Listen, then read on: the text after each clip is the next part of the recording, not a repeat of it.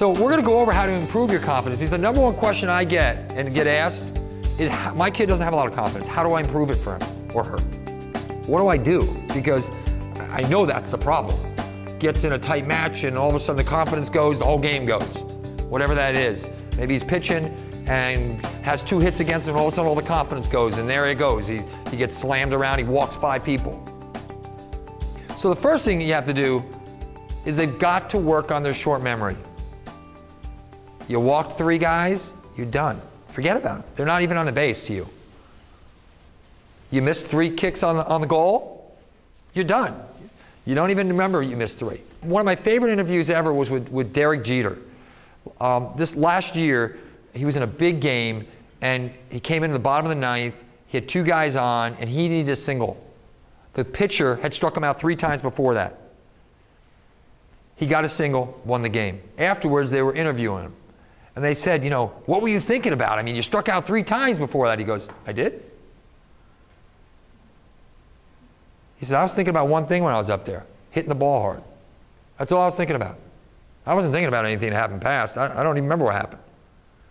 And it stuck with me. That's why he's so good. I mean, here's a guy, 39 years old. He's batting high. He's got more hits than anybody in the league. He's got one of the highest averages in the league. I mean, he's doing things that you shouldn't be able to do at 39.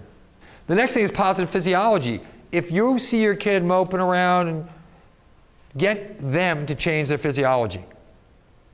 Get them to stand in a positive physiology. So find a positive physiology for your kid and show it to them. This is a positive physiology. And if they're pitching, what is it? If they're hitting, what is it? If they're kicking, it's not this. That's not a positive physiology. Show them what it is.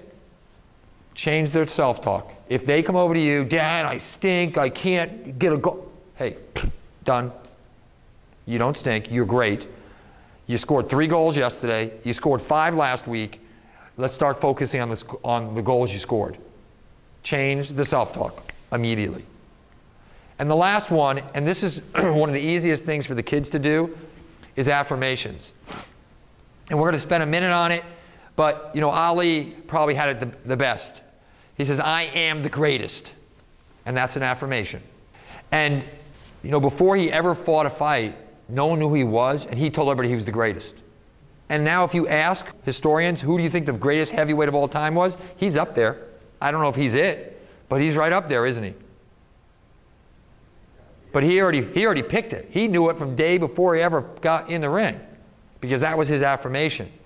So affirmations are I am. That's an affirmation. And what they basically do is just reprogramming the brain.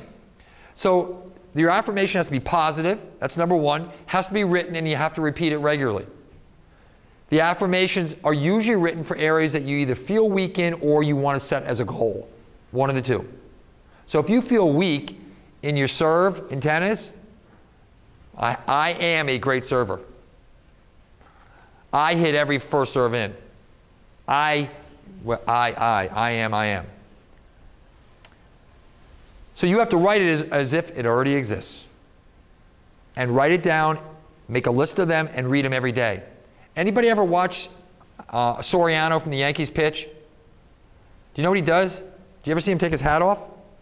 Do you know he writes affirmations in his hat? He reads them between every batter. Watch the Yankees and watch Soriano, the closer for the Yankees. He has them in his hat. And the announcer even has announced that he writes them in his hat.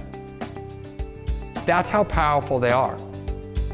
Is that professional athletes use this stuff. It's not like, you know, we don't make this up just so you can be busy for a day.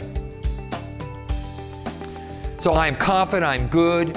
Whatever it is that you want to be, you got to write as if I am.